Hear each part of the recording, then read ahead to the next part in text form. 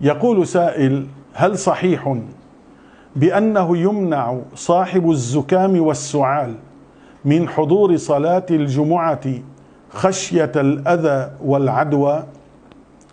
يا أخي الكريم، ويا من ابتلاه الله عز وجل بالزكام والسعال، اسمع ماذا يقول النبي عليه وآله الصلاة والسلام كما يروي الإمام البخاري: لا توردوا الممرض على المصح.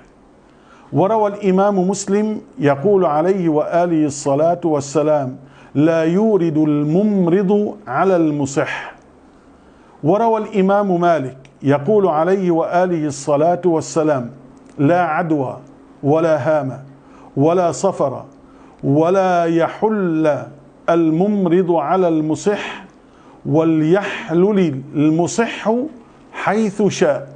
يعني المريض ما بيدخل على السليم، والسليم يدخل حيث شاء. فقالوا: يا رسول الله وما ذاك؟ فقال رسول الله صلى الله عليه وسلم: إنه أذى. يعني عندما يدخل المريض على المصح على السليم قد يؤذيه بهذا المرض بشكل هذا المرض. لذا أقول: فإذا كان الرجل مصابا بمرض من الأمراض التي جعل الله تعالى مخالطة أهلها سببا للإصابة بها، وهي ما تسمى بالأمراض المعدية، فإنه يعذر بترك الجمعة والجماعة، مو الجماعة فقط، بترك الجمعة والجماعة لئلا يؤذي المصلين، بل ويمنع من دخول المسجد حتى تزول علته.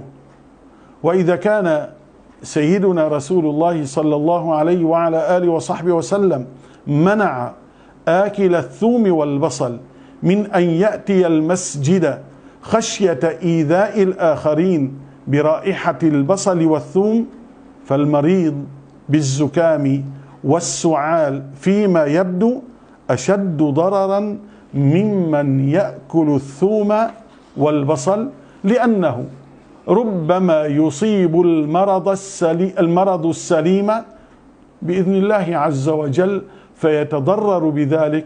وربما بعض ضعاف الإيمان يعتقد بأن العدوى تؤثر بطبعها، وفي هذا خطر عظيم على إيمان العبد.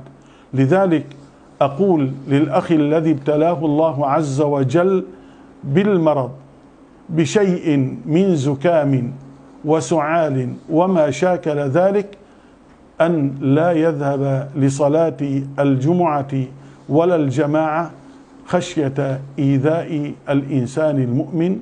هذا والله تبارك وتعالى أعلم.